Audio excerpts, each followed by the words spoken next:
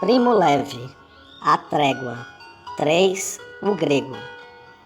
Lá pelo final de fevereiro, após um mês de calma, sentia-me não já curado, mas estacionário. Tinha a clara impressão de que, enquanto não ficasse em posição vertical, mesmo com esforço, e não calçasse os sapatos, não encontraria a saúde e as forças. Por isso, um dos raros dias de visita, pedi ao médico que me desse alta. O médico examinou-me, ou fingiu examinar-me, constatou que a descamação da escarlatina terminara. Disse-me que, a seu juízo, eu poderia ir.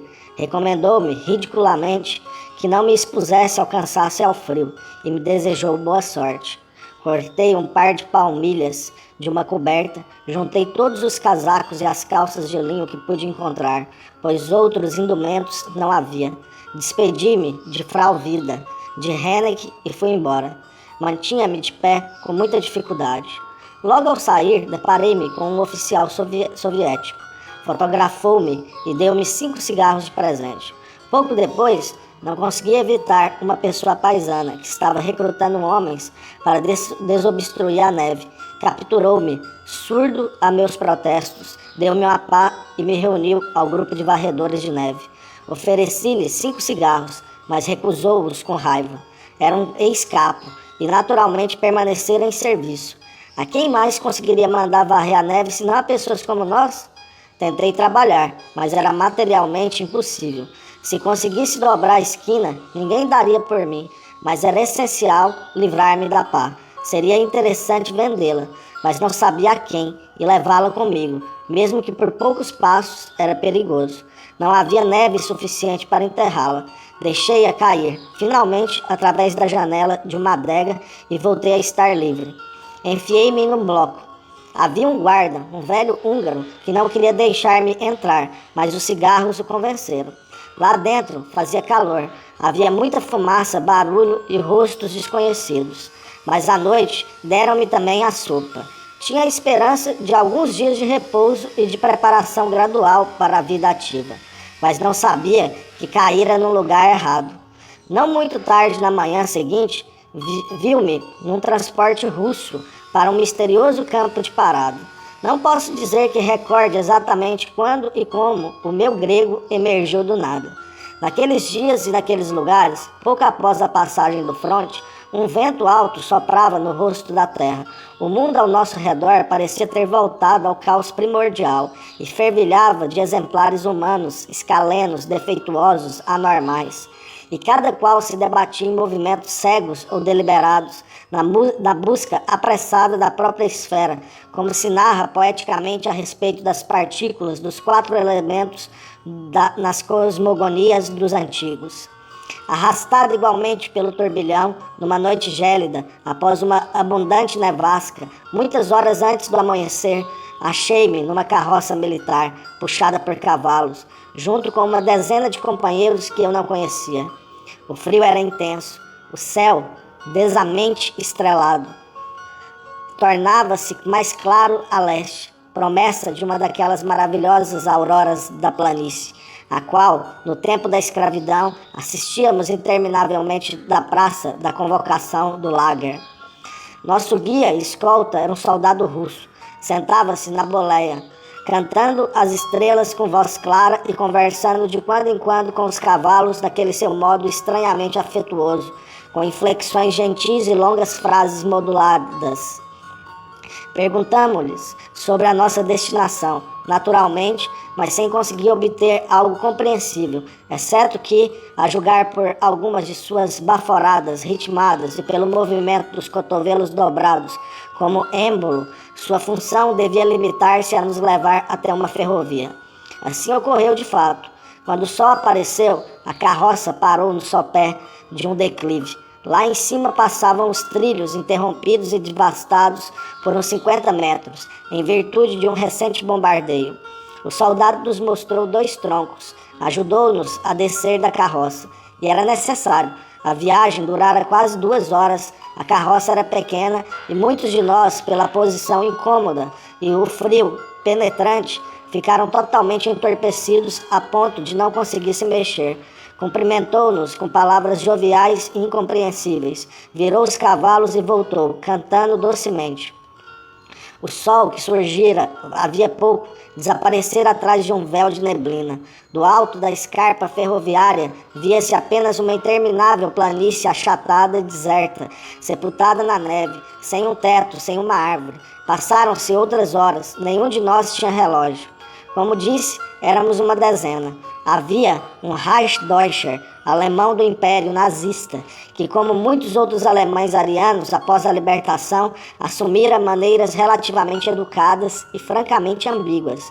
Era essa uma divertida metamorfose, que já vira acontecer com outros, às vezes progressivamente, às vezes em poucos minutos. A primeira chegada dos novos patrões da Estrela Vermelha, em cujos largos rostos era fácil ler a tendência de não se perder em sutilezas.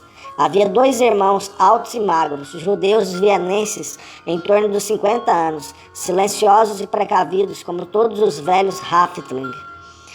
Um oficial do exército regular iugoslavo, que parecia não ter ainda conseguido libertar-se do desânimo e da inércia do lager, olhava para nós com olhos vazios. Havia uma espécie de ruína humana, cuja idade era indefinível, que falava sem parar, sozinho, em Yiddish, um dos muitos que a vida feroz do campo destruíra pela metade, deixando-os sobreviver, depois envoltos e talvez protegidos em uma espessa couraça de insensibilidade ou de declarada loucura. E havia finalmente o grego, com o qual o destino me devia reunir para uma inesquecível semana errante. Chamava-se Mordo Nahum, e à primeira vista não apresentava nada que o notabilizasse, a não ser os sapatos, de couro, quase novos, de modelo elegante, um verdadeiro portento, dado o tempo e o lugar, e a mochila que levava às costas de dimensões consideráveis e de peso correspondente, como eu próprio constataria nos dias que se seguiram. Além da sua língua, falava espanhol, como todos os judeus de Salônica, francês, um italiano com certa dificuldade, mas com boa pronúncia, e como fiquei sabendo depois, turco, búlgaro e um pouco de albanês. Tinha 40 anos, era de estatura relativamente alta, mas caminhava curvado, com a cabeça para frente, como os míopes. Vermelho, tanto nos cabelos quanto na pele, tinha olhos grandes, brancos e aquosos, além de um grande nariz adunco, o que conferia à sua figura um aspecto, ao mesmo tempo, ávido e imóvel, como o da ave noturna surpreendida pela luz ou de peixe de isca fora de seu elemento natural. Convalescia de uma doença imprecisa, que lhe provocara acessos de febre altíssima, extenuante. Mesmo então, nas primeiras noites de viagem, caía às vezes no estado de prostração, com arrepios e delírio, conquanto não nos sentíssemos particularmente atraídos um pelo outro. Fomos aproximados pelas 2 línguas comuns, e pelo fato bastante sensível naquelas circunstâncias de sermos os únicos mediterrâneos do pequeno grupo. A espera fazia-se interminável, tínhamos fome e frio, e éramos obrigados a permanecer de pé ou deitar na neve, porque não se via um teto ou sequer um abrigo. Devia ser aproximadamente meio-dia, quando, anunciada de longe pelo arquejo e pela fumaça, estendeu-se caridosamente para nós a mão da civilização, sob a forma de um estreito comboio de 3 ou 4 vagões de carga puxados por uma pequena locomotiva, do tipo daquelas que em tempos normais servem para manobrar os vagões no interior das estações. O comboio parou diante de nós, no limite do trecho interrompido. Desceram alguns aldeões poloneses, dos quais não conseguimos obter nenhuma informação sensata. Olhavam para nós com os rostos fechados e nos evitavam como se fôssemos pestilentos. Devia ser assim na realidade, provavelmente em sentido literal, e o nosso aspecto também não devia parecer agradável. Entretanto, tínhamos a ilusão de que seríamos acolhidos mais cordialmente por parte dos primeiros civis que encontramos após a nossa libertação. Subimos todos para um dos vagões e o trenzinho voltou a partir quase imediatamente para trás, empurrado e não mais puxado pela locomotiva brinquedo. Na parada subsequente subiram 2 camponesas, com as quais, superada a primeira desconfiança e a dificuldade da linguagem, aprendemos alguns importantes dados geográficos, e uma notícia que, se fosse verdade, soava para nós pouco menos que desastrosa. A interrupção dos trilhos não ficava muito longe de uma localidade denominada Neoberum, a qual, por sua vez, terminava numa ramificação para Auschwitz, então destruída. Os dois troncos que partiam da interrupção conduziam um para Katowice, a oeste, e o outro para Croácia, a leste. As duas localidades distavam de Neoberum cerca de 60 quilômetros, algo que, nas condições assustadoras em que a guerra deixara a linha, significava pelo menos 2 dias de viagem, com um número impreciso de paradas e baldeações. O comboio em que nos encontrávamos seguia para Cracóvia.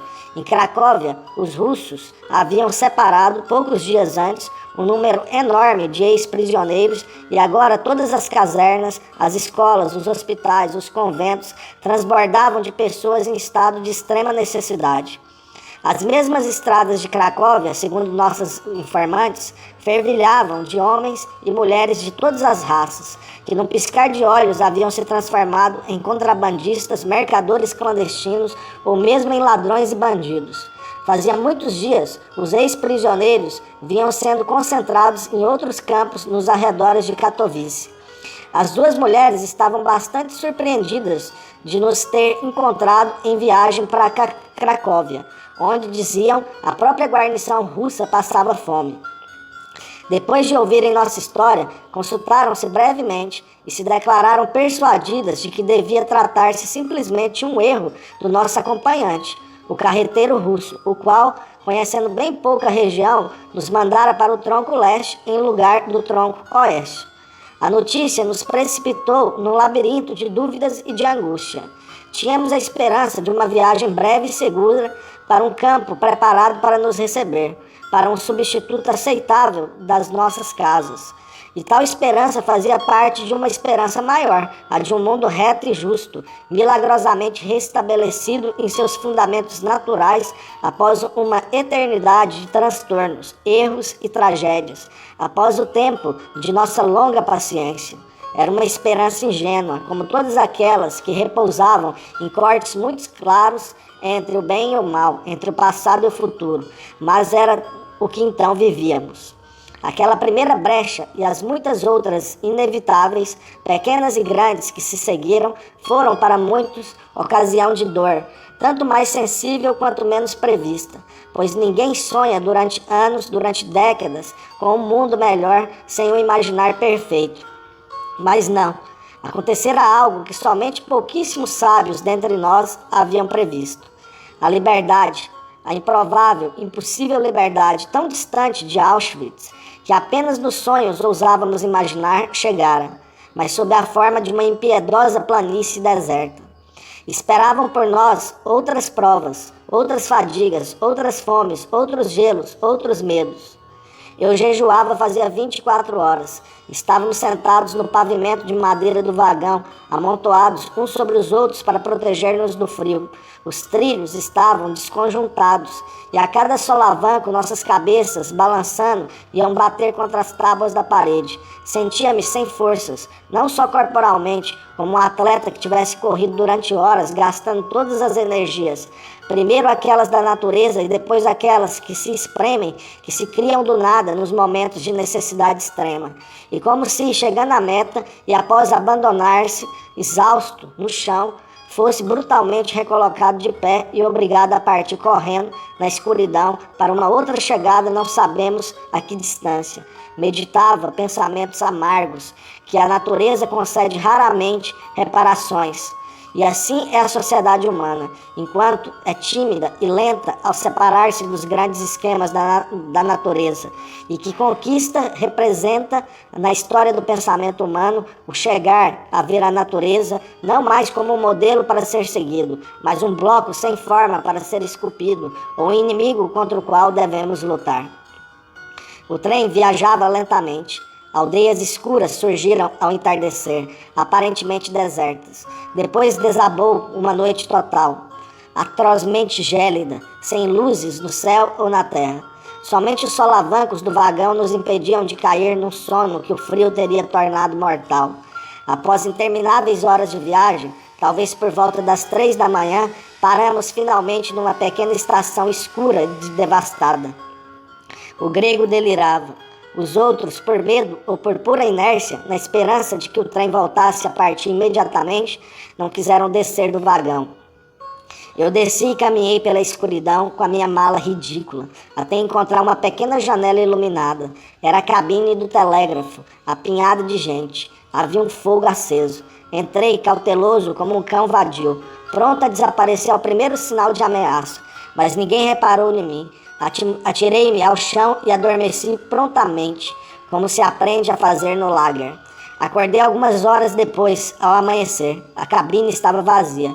O telegrafista me viu levantar a cabeça e colocou junto a mim, no chão, uma gigantesca fatia de pão e queijo. Eu estava aturdido, apesar de ficar paralisado pelo frio e pelo sono, e temo que não lhe tenha agradecido. Meti a comida no estômago e saí ao ar livre. O trem não se movera. No vagão, os companheiros jaziam aparvalhados. Ao ver-me, acordaram, todos menos o iugoslavo, que em vão procurou mover-se. O gelo e a imobilidade haviam-lhe paralisado as pernas. Bastava tocá-lo para que gritasse e gemesse. Tivemos que massageá-lo durante longo tempo e somente depois mover-lhe cuidadosamente as pernas, como se desbloqueia um mecanismo enferrujado. Fora para todos nós uma terrível noite. Talvez a pior de todo o nosso exílio. Falei a respeito disso com o grego. Concordamos com a decisão de travar amizade, com o objetivo de evitar, com todos os meios, uma outra noite de gelo, a qual sabíamos que não iríamos sobreviver. Acredito que o grego, graças à minha saída noturna, tenha de alguma forma exagerado minhas qualidades de debruilar e debardar, como elegantemente se dizia então. Quanto a mim, confesso ter considerado principalmente a sua grande mochila e a sua qualidade de cidadão de Salônica, que, como todos em Auschwitz, sabia ser equivalente a uma garantia de refinadas habilidades mercantis e de saber sair-se bem em todas as circunstâncias. A simpatia bilateral e a estima unilateral vieram depois.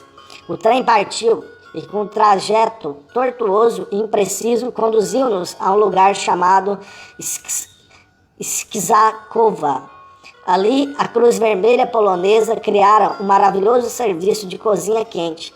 Distribuía-se uma sopa bastante substanciosa a todas as horas do dia e da noite, e a quem se apresentasse sem distinção. Um milagre que nenhum de nós ousaria sonhar em seus sonhos mais audazes. De certa forma, o lager às avessas. Não recordo o comportamento de meus companheiros. Mostrei-me tão voraz que as irmãs polonesas, mesmo acostumadas à esfomeada clientela do lugar, persignaram-se. Partimos de tarde. Ainda havia sol. O nosso pobre trem parou no crepúsculo avariado. Brilhavam avermelhados na distância os campanários de Cracóvia. O grego e eu descemos do vagão e fomos perguntar ao maquinista, que estava no meio da neve, todo ocupado e sujo, lutando com longos jatos de vapor que se originavam de não sei qual tombo rompido. Máquina capu. Respondeu-nos lapidarmente. Já não éramos servos, já não éramos protegidos. Havíamos saído da tutela. Soava para nós a hora da provação. O grego, restaurado pela sopa quente de Skrzakova, sentia-se bastante bem. Oh, Iva! Assim deixamos o trem e os companheiros, perplexos de que não iríamos ver mais, e partimos a pé à busca problemática da sociedade civil. Após seu peremptório perdido, eu ia carregando o famoso embrulho. Mas essas coisas são suas. Procurei protestar em vão. Justamente porque são minhas, eu as preparei e você as carrega. É a divisão do trabalho. Mais tarde vai tirar proveito disso. Assim nos encaminhamos, ele primeiro e eu depois, sobre a neve compacta de uma estrada periférica. Já não se via mais o sol. Já falei dos sapatos do grego.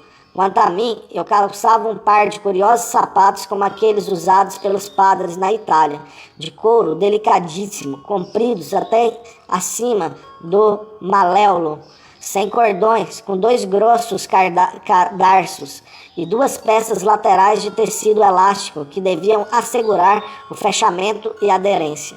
Ele vestia, além disso, 4 pares sobrepostos de calças de linho de rafting, uma camisa de algodão, um terno listrado e só. Minha bagagem consistia numa coberta e numa caixa de papelão, onde eu guardara primeiro alguns pedaços de pão, mas que agora estava vazia, coisas que o grego olhava de soslaio, com indisfarçável desprezo e despeito. Estávamos grosseiramente enganados acerca da distância de Cracóvia. Meus sapatos se acabaram, a sola de um se separara e a outra começava a se descosturar. O grego mantivera até então um silêncio expressivo. Quando me viu depor o embrulho e sentar no marco de pedra para constatar o desastre, perguntou-me: "Quantos anos você tem?" 25, respondi. "Qual é a sua profissão?" "Sou químico." "Então você é um estúpido." Disse-me tranquilamente: "Quem não tem sapatos é um estúpido." Era um grande grego. Poucas vezes na minha vida, antes e depois, senti sobre minha cabeça uma sabedoria tão concreta. Havia bem pouco para replicar. A validade do argumento era palpável, evidente. Os 2 escombros disformes nos meus pés e as 2 maravilhas brilhantes nos seus. Não havia justificativa. Já não era um escravo. Mas após os primeiros passos no caminho da liberdade, eis-me sentado num marco de pedra, com os pés nas mãos, desajeitado e inútil como as locomotivas avariadas que tínhamos deixado havia pouco. Eu merecia a liberdade? O grego parecia duvidar. Mas eu tive escarlatina, febre, estive na enfermaria, o depósito de sapatos ficava muito distante, era proibido aproximar-me e de mais a mais dizia-se que fora saqueado pelos poloneses. Acaso eu não tinha o direito de acreditar que os russos se preocupariam com isso? Palavras, disse o grego. Palavras todos sabem dizer. Eu tinha febre de 40 graus e não entendia se era dia ou noite, mas de uma coisa estava certa, carecia de sapatos e de outras coisas. Então me pus de pé e fui até o depósito para examinar a situação. E havia um russo com metralhadora na porta, mas eu queria os sapatos. E rodei por trás, arrombei uma janela e entrei. Assim tive os sapatos e também a mochila. E tudo que está na mochila se tornará útil mais adiante. Isso é previdência. No teu caso, estupidez, por não levar em conta a realidade das coisas. Agora é que você está dizendo palavras, retruquei. Terei errado, mas agora trata-se de chegar a Cracóvia antes que anoiteça, com ou sem sapatos. E falando assim, apressava-me com os dedos sujos e com certos pedaços de fio de ferro que encontrara pelo caminho em amarrar, ao menos provisoriamente, as solas no peito do sapato. Deixe estar, não faça nada. Deu-me 2 pedaços de tela rija que tirara do embrulho e mostrou-me a maneira de amarrar os sapatos aos pés para caminhar melhor. Prosseguimos depois em silêncio. A periferia de Cracóvia era anônima e esquálida. As estradas estavam rigorosamente desertas, as vitrines das lojas vazias, todas as portas e janelas trancadas ou arrombadas. Chegamos ao ponto de uma linha de bonde. Eu hesitava, pois não tínhamos como pagar a corrida, mas o grego disse: "Tomemos o bonde, depois vamos ver." O carro estava vazio. Após um quarto de hora, chegou o manobrista, e não o cobrador, de onde se depreende que o grego tinha razão mais uma vez, e teria razão em todos os sucessivos acontecimentos, exceto em apenas um. Partimos e durante o percurso descobrimos com extrema alegria que um dos passageiros que subiram nesse interim era um militar francês. Disse-nos que estava hospedado num antigo convento e que o bonde devia passar na frente dele na parada seguinte. Encontraríamos uma caserna requisitada pelos russos e repleta de militares italianos. Meu coração exultava em encontrar uma casa. Na realidade, não foi tudo assim tão fácil. A sentinela polonesa de guarda na caserna convidou-nos secamente para ir embora. Para onde? O que tenho com isso? Fora daqui. Após muita insistência e pedidos, saíram para chamar, enfim, o marechal italiano, do qual dependiam, evidentemente, as decisões sobre a admissão de outros hóspedes. Não era simples, como nos explicou. A caserna estava completamente cheia, as rações eram limitadas. Que eu fosse italiano, podia admiti-lo, mas não era um militar. Quanto ao meu companheiro, era grego, e seria impossível introduzi-lo entre ex-combatentes da Grécia e da Albânia. Ocorreriam certamente desordens e brigas. Redargui com a minha melhor eloquência e com genuínas lágrimas nos olhos. Garanti que ficaríamos apenas uma noite e pensava comigo, uma vez lá dentro, que o grego falava bem o italiano, mas mesmo assim abriria a boca o menos possível. Meus argumentos eram fracos e eu sabia, mas o grego conhecia o funcionamento de todas as nádeas do mundo. E enquanto eu falava, ele mexia na mochila presa às minhas costas. De repente empurrou-me para o lado e em silêncio pôs sobre o nariz do cérebro uma reluzente caixa de porc, enfeitada com uma etiqueta multicolorida e com fúteis instruções em 6 línguas sobre a maneira correta de manipular o conteúdo. Assim conquistamos para nós um teto e um leito em Cracóvia. Já era noite. Ao contrário do que o marechal nos queria fazer acreditar, no interior da caserna reinava a mais suntuosa abundância. Havia aquecedores acesos, velas e lâmpadas de carbureto, comida e bebida e palha para dormir. Os italianos estavam distribuídos de 10 a 12 por quarto, enquanto nós, em Monovites, éramos 2 por metro cúbico. Trajavam boas roupas militares, casacos forrados, muitos andavam com seus relógios de pulso, todos usavam brilhantina nos cabelos, eram ruidosos, alegres e gentis, e nos encheram de cortesias. Quanto ao grego, por pouco não foi levado em triunfo. Chegou um grego. A notícia espalhou-se de quarto em quarto, e ao redor de meu sócio carrancudo reuniu-se em poucos minutos uma festejante multidão. Alguns falavam grego com desenvoltura. Eram sobreviventes da mais compassiva ocupação militar de que a história tem notícia.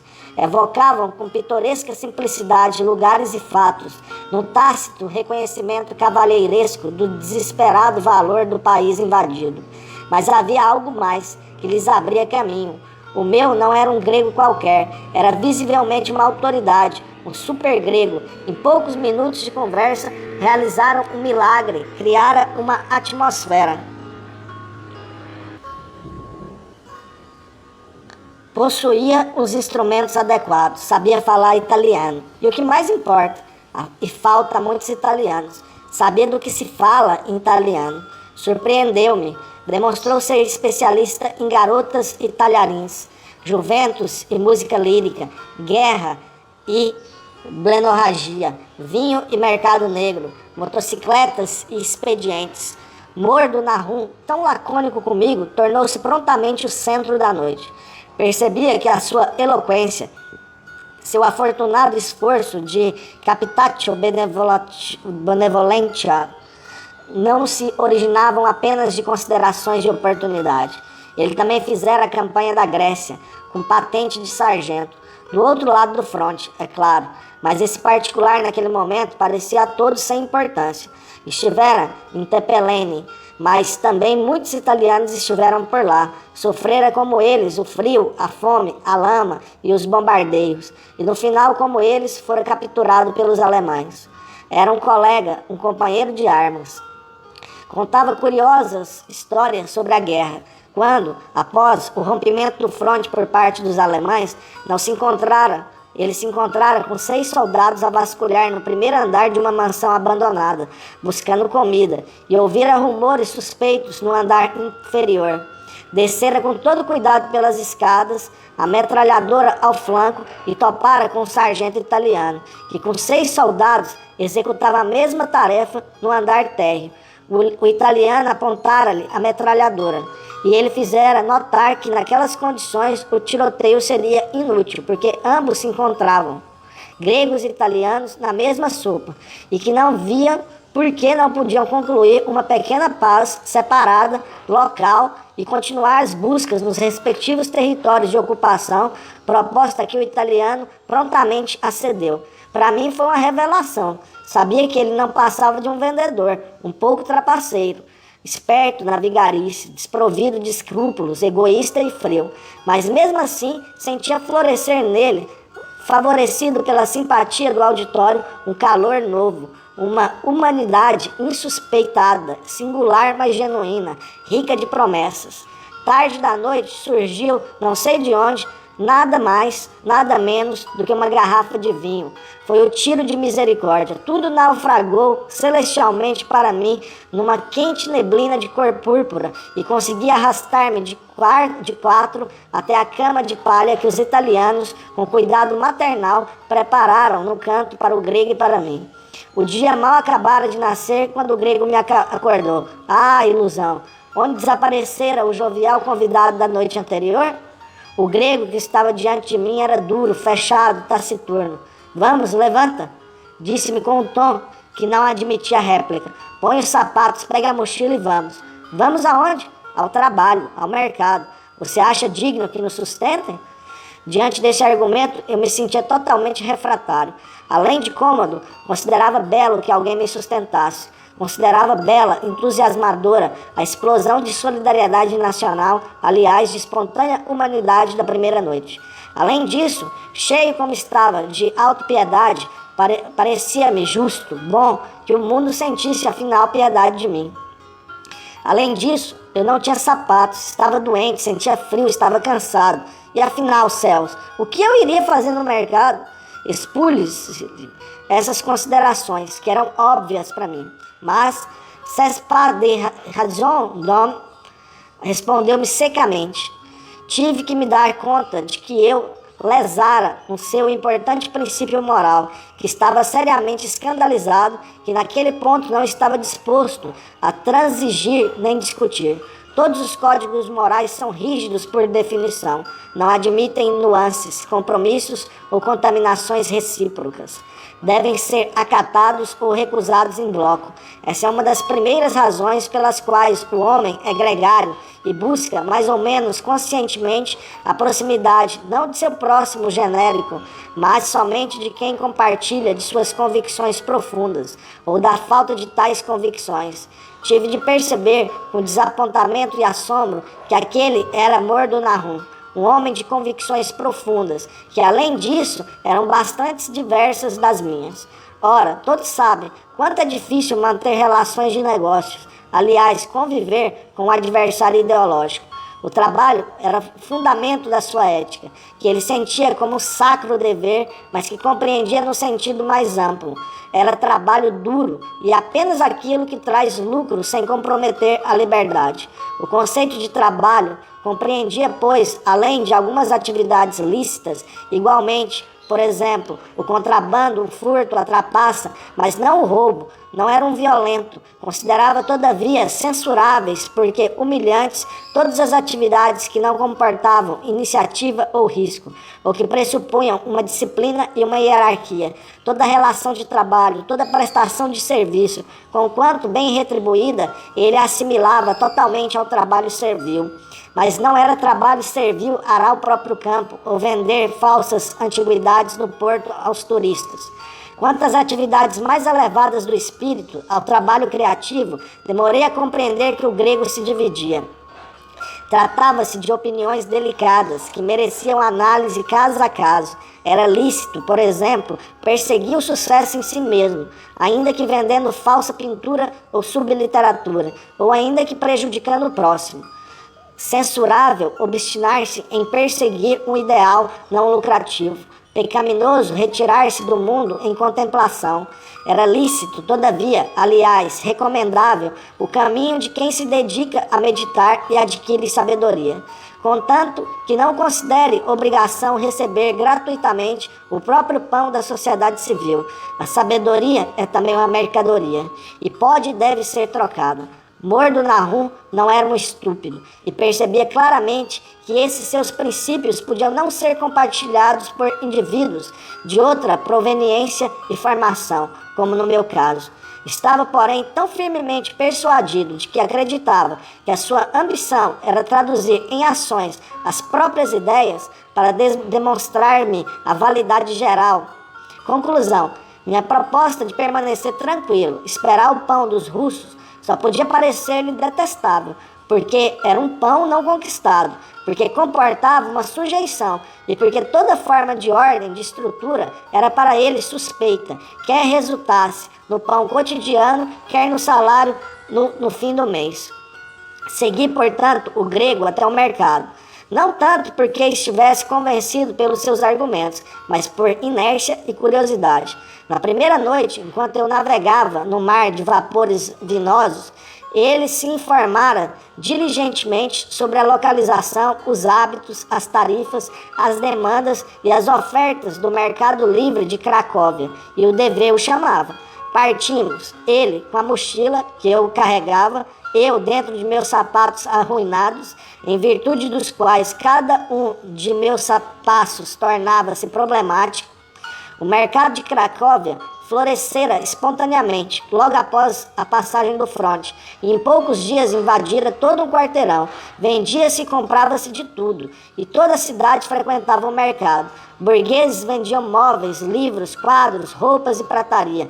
Camponeses, agasalhados como colchões, ofereciam carne, frangos, ovos, queijos. Meninos e meninas, nariz e rostos vermelhos por causa do vento, buscavam apreciadores para as rações de tabaco que a administração militar soviética distribuía com extravagante munificência, 300 gramas por mês a todos, incluindo os bebês. Encontrei com alegria um pequeno grupo de compatriotas, gente esperta, 3 soldados e uma garota, pródigos e joviais, que naqueles dias faziam excelentes negócios com seus bolinhos quentes, preparados com estranhos ingredientes sob um pórtico não muito distante. Depois de dar uma espiada, o grego se decidiu pelas camisas. Éramos sócios? Pois bem, ele ia contribuir com o capital e com a experiência mercantil. Eu, com o meu tênue conhecimento do alemão e com o trabalho material. Vá, disse-me, vá a todas as bancas que vendem camisas. Pergunte quanto custa, diga que é muito caro, volte depois e me informe. Não dê muito na vista.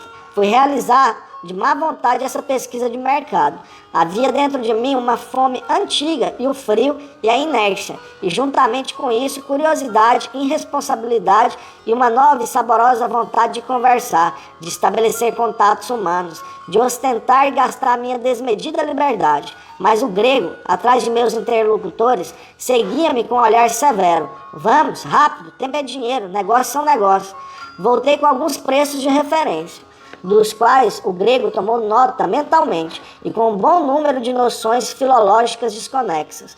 Que camisa se diz algo como koszula, que os numerais poloneses lembram aqueles gregos, que quanto custa, que horas são, é mais ou menos ili kosztuje e kitura gogna, uma desinência do genitivo em ego, que me clareou o sentido de algumas imprecações polonesas ouvidas frequentemente no lager, e outros fragmentos de informação que me enchiam de felicidade insípida e pueril.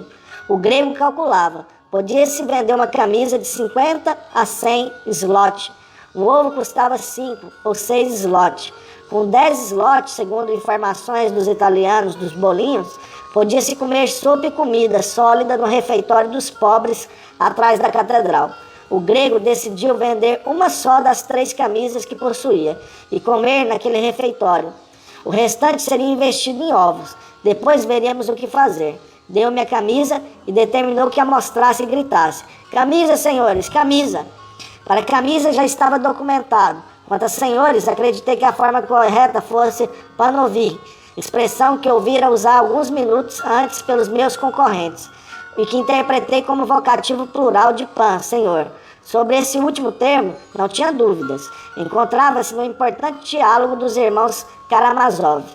Devia ser propriamente a palavra correta, porque vários clientes dirigiam-se a mim em polonês, fazendo-me perguntas incompreensíveis a respeito da camisa. Eu estava algo embaraçado. O grego interveio com a sua autoridade, empurrou-me para um canto e conduziu diretamente à negociação, que foi longa e laboriosa, mas que se concluiu bem.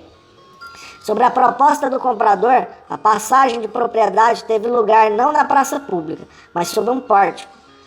70 zloty, que correspondiam a 7 refeições ou uma dúzia de ovos. Não sei o que pensava o grego.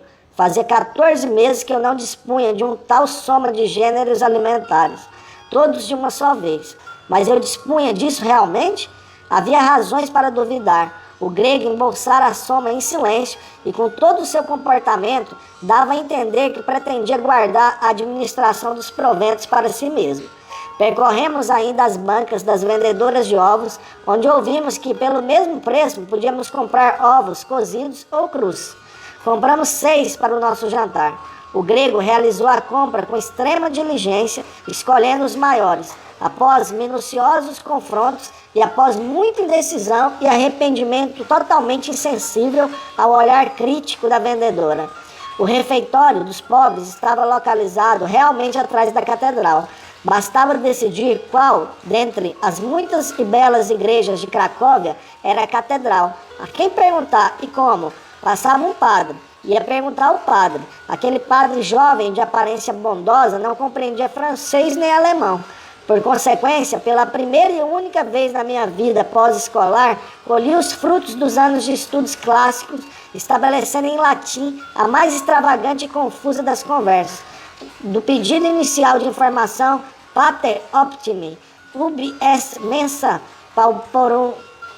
Chegamos confusamente a falar de tudo, de eu ser judeu, do lager, castra, melhor lager, infelizmente compreendido por qualquer um, da Itália, na inoportunidade de falar alemão em público, que pouco depois compreenderia melhor por experiência direta e de inumeráveis outras coisas. E essa conversa, a inesperada roupagem da língua, dava um curioso sabor de pretérito imperfeito.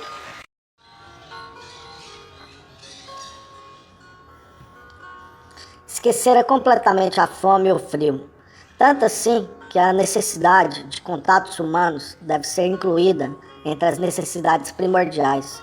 Esquecera igualmente o grego, mas este não se esquecera de mim e apareceu brutalmente após alguns minutos, interrompendo impiedosamente a conversa.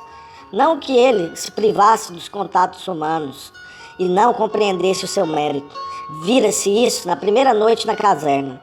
Mas eram coisas fora do horário, festivas, acessórias, que não deviam ser misturadas com negócios sérios e valorosos que constituem o trabalho cotidiano. Aos meus débeis protestos, não respondeu senão com um olhar sinistro. Fomos até lá. O grego permaneceu quieto por muito tempo. Depois, num juízo conclusivo sobre minha colaboração, disse-me num tom preocupado: Je n'ai pas encore compris si tu es idiot ou fainéant. Seguindo as preciosas indicações do padre, chegamos à cozinha dos pobres, lugar bastante deprimente, mas aquecido e rico de odores voluptuosos. O grego pediu 2 sopas e apenas uma ração de feijão com toucinho. Era a punição pela maneira inconveniente e presunçosa como me comportara pela manhã. Estava colérico, mas após ter engolido a sopa, tornou-se mais sensível, a ponto de me deixar uma boa 4ª parte dos seus feijões. Lá fora começara a nevar e soprava um vento selvagem. Fosse por piedade da minha roupa listrada ou negligência do regulamento, o pessoal da cozinha nos deixou em paz por uma boa parte da tarde, a meditar e a fazer planos para o futuro. O grego parecia totalmente outro. Talvez estivesse de novo com febre, ou talvez, após os bons negócios da manhã, sentisse de férias. Sentia-se, aliás, com disposição benevolamente pedagógica. Com o passar das horas, o tom de sua conversa ia mudando a relação que nos unia. De patrão-escravo ao meio-dia, a titular assalariado a 1 hora, a mestre e discípulo às 2, a irmão maior, irmão menor às 3. A conversa voltou aos meus sapatos, que nenhum de nós dois, por razões diversas, podia esquecer. Explicou-me que ficar sem sapatos é um erro muito grave. Nos tempos de guerra, é preciso pensar basicamente em 2 coisas. Em primeiro lugar, nos sapatos e em segundo, na comida. E não vice-versa, como acredita o vulgo. Porque quem tem sapatos pode ir em busca de comida, enquanto o inverso não funciona. Mas a guerra terminou, objetei. Eu a considerava terminada, como muitos naqueles meses de trégua, no sentido muito mais universal de quanto se ouse pensar hoje. Guerra é sempre guerra. Respondeu memoravelmente Mordo Nahum. É sabido que ninguém nasce com um decálogo no corpo, e cada qual constrói o próprio das coisas presentes ou das coisas passadas. com base nas experiências próprias ou assimiláveis às próprias, razão pela qual o universo moral de cada um, oportunamente interpretado, identifica-se com a soma das experiências anteriores e representa, pois, uma forma resumida de sua biografia. A biografia do meu grego era linear, aquela de um homem forte e frio, solitário e racional, que se movera desde a infância por entre as malhas rígidas de uma sociedade mercantil. Era, ou fora, acessível também a outras instâncias. Não se mostrava indiferente ao céu e ao mar de seu país, aos prazeres de sua casa e de sua família, aos encontros dialéticos. Mas fora condicionado a rechaçar tudo isso às margens da sua jornada e da sua vida, para que não perturbasse aquilo que ele chamava trabalho d'homme. A sua vida fora uma guerra, e considerava vil e cego quem refutasse esse seu universo de ferro. O lager chegara para ambos. Eu o percebera como um monstruoso transtorno, uma horrenda anomalia de minha história e da história das coisas conhecidas. Ele o considerara uma triste confirmação de coisas notórias. Guerra é sempre. O homem é lobo do homem. Velha história. Sobre os 2 anos de Auschwitz, jamais comentou nada comigo.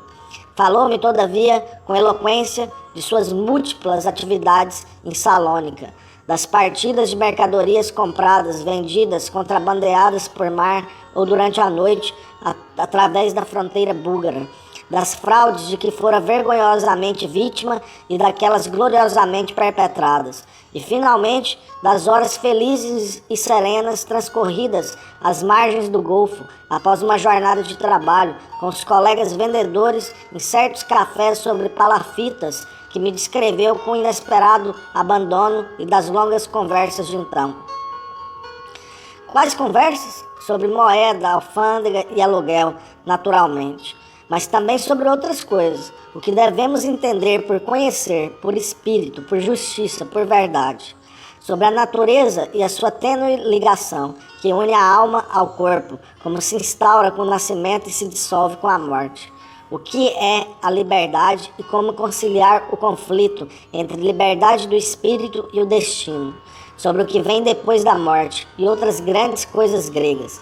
Mas tudo isso à noite, bem entendido, com os negócios concluídos, na companhia do café ou do vinho ou das azeitonas, lúcido jogo de intelecto entre homens ativos mesmo no ócio, isentos de paixão. Por que o grego contava essas coisas para mim? Porque se confessava comigo não está claro. Talvez, diante de alguém tão diferente, tão estrangeiro, se sentisse ainda só, e a sua conversa era um monólogo. Saímos do refeitório e voltamos à caserna dos italianos, à noite. Após muitas insistências, obtivemos do coronel italiano a permissão de pernoitar na caserna mais uma vez, uma só. Nada de rancho e que não dessemos na vista, pois não queria ter problema com os russos. Na manhã seguinte devíamos partir. Jantamos 2 ovos cada um, aqueles adquiridos pela manhã, guardando os últimos 2 para o desjejum. Após os fatos da jornada, eu me sentia muito menor em comparação com o grego.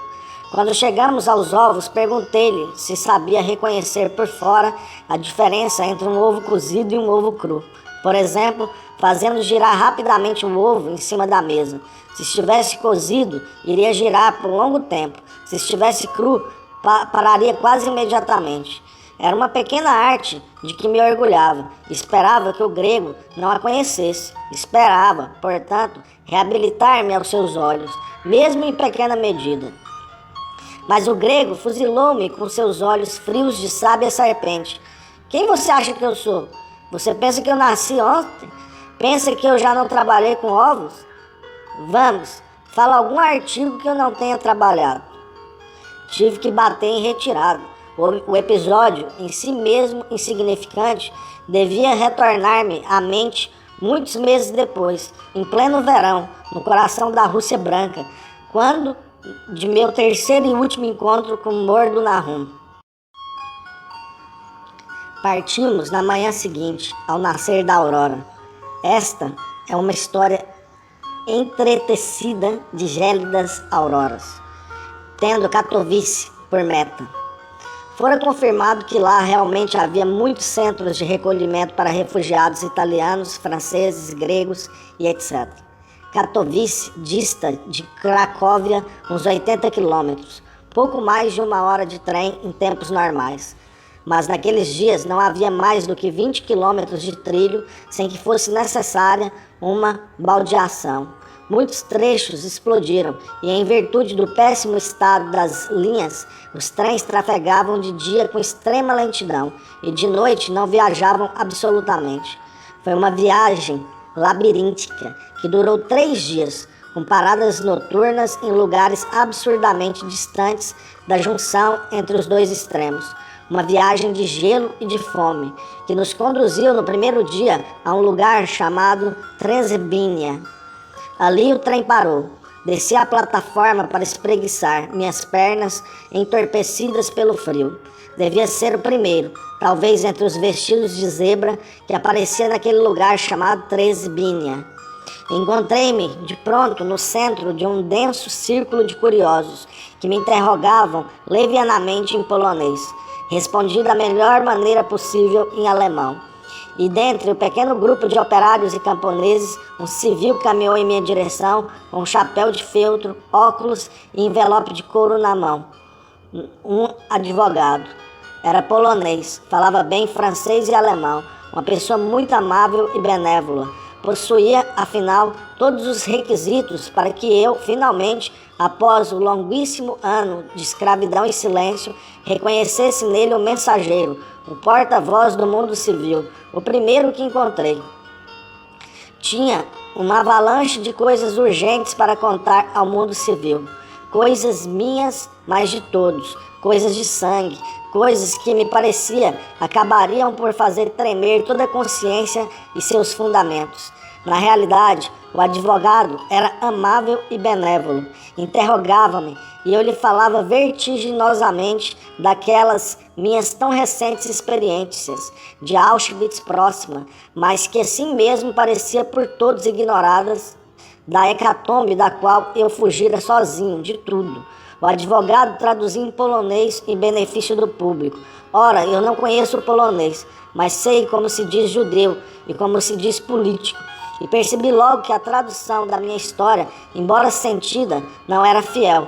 O advogado me descrevia ao público não como um judeu italiano, mas como um prisioneiro político italiano. Perguntei-lhe logo a razão. Surpreso e quase ofendido, respondeu-me embaraçado. C'est mieux pour vous. La guerre n'est pas finie. As palavras do grego. Percebi que a onda quente do sentir-se livre, do sentir-se homem entre os homens, do sentir-se vivo, refluía longe de mim. Encontrei-me de pronto velho, enxangue, cansado, além de toda a medida humana. A guerra não terminara, guerra é sempre. Os meus ouvintes foram-se em pequenos grupos, deviam ter entendido. Eu sonhara algo semelhante, todos sonháramos nas noites de Auschwitz, falar e não sermos ouvidos, reencontrar a liberdade e permanecer solitários. Logo fiquei a sós com o advogado. Passados poucos minutos, ele também me deixou, desculpando-se com maneiras gentis. Aconselhou-me, como já o fizera o padre, para que não falasse alemão. Diante de meus pedidos de explicação, respondeu-me vagamente: a Polônia é um país triste. Desejou-me boa sorte, ofereceu-me dinheiro, que recusei. Parecia-me comovido. A locomotiva apitava a partida. Voltei ao vagão de carga, onde me esperava o grego, mas não lhe contei o episódio. Não foi a única parada, outras se seguiram, e numa dessas, à noite, percebemos que Skazakova, o lugar da sopa quente para todos, não estava longe. Encontrava-se ao norte, e devíamos seguir para oeste. Mas como em Skazakova havia sopa quente para todos e não tínhamos outro programa senão aquele de acabar com a nossa fome, por que não seguir para Skazakova? Assim descemos, esperamos que passasse um trem adequado e nos apresentamos diversas vezes a um balcão da Cruz Vermelha. Creio que as irmãs polonesas se lembraram de mim facilmente e que ainda se lembrem. Ao cair da noite, decidimos dormir no chão, no meio da sala de espera, uma vez que todos os lugares ao redor já haviam sido ocupados. Apiedado, ou talvez curioso em relação à minha roupa, um policial polonês bigodudo, vermelho e corpulento aproximou-se de mim algumas horas depois. Interrogou-me em vão na sua língua. Respondi com a primeira frase que se aprende em todas as línguas que não conhecemos, ou seja, "Nai rozumiem po polsku". Não entendo polonês. Acrescentei em alemão que eu era italiano e que falava pouco de alemão. Ao que, milagre, o policial começou a falar italiano. Falava um péssimo italiano, gutural e aspirado, traspassado por novíssimas blasfêmias. Aprenderam-o, e isso explica tudo, num vale das proximidades de Bérgamo, onde trabalhara alguns anos como minerador. Ele também, e era o terceiro, aconselhou-me para que não falasse em alemão. Perguntei-lhe por quê. Respondeu-me com um gesto eloquente, passando o dedo indicador e o médio à madeira de faca, entre o queijo e a laringe, acrescentando alegremente: "Esta noite todos os alemães caput". Tratava-se certamente de um exagero, de algum modo de uma opinião, esperança. Contudo, no dia seguinte, deparamos-nos com um trem de carga fechado pelo lado de fora. Seguia para o oeste, e das aberturas viam-se muitos rostos humanos, procurando ar. Esse espetáculo fortemente evocador suscitou em mim um emaranhado de sentimentos confusos e contrastantes, que ainda hoje teria dificuldade para classificar. O policial, muito gentilmente, propôs a mim e ao grego passar o resto da noite em um local aquecido, numa cela da prisão. Aceitamos de bom grado e acordamos bem tarde pela manhã no insólito ambiente após um sono restaurador. No dia seguinte, partimos de Skazakova para a última etapa da viagem. Chegamos sem incidentes a Katowice, onde havia realmente um campo de recolhimento para os italianos e outro para os gregos. Separamo-nos sem palavras, mas no momento da despedida, de maneira fugaz e assim mesmo distinta, senti movimentar-se de mim para ele uma onda solitária de amizade, eivada de tênue gratidão, desprezo, respeito, animosidade, curiosidade e saudade, porque não veria mais. Contudo, eu o vi mais 2 vezes. Nos dias gloriosos e turbulentos do final da guerra, quando todos os gregos de Katowice, uma centena, homens e mulheres, desfilaram cantando à frente do nosso campo, seguindo diretamente para a estação, voltavam à pátria, à casa. À frente da coluna encontrava-se Mordo Nahum, senhor entre os gregos, carregando o pavilhão branco e azul, mas o deixou quando me viu, saiu da fileira para me cumprimentar. Um pouco ironicamente, ele partia e eu ficava, mas era justo, explicou-me. A Grécia pertencia às Nações Unidas. E com gesto não habitual, tirou da famosa mochila um presente, um par de calças do tipo usado em Auschwitz nos últimos meses, ou seja, com uma grande janela na anca esquerda, fechada por um remendo de tecido listrado. Depois desapareceu, mas deveria reaparecer uma outra vez, muitos meses mais tarde, na cena mais improvável e na mais inesperada das encarnações.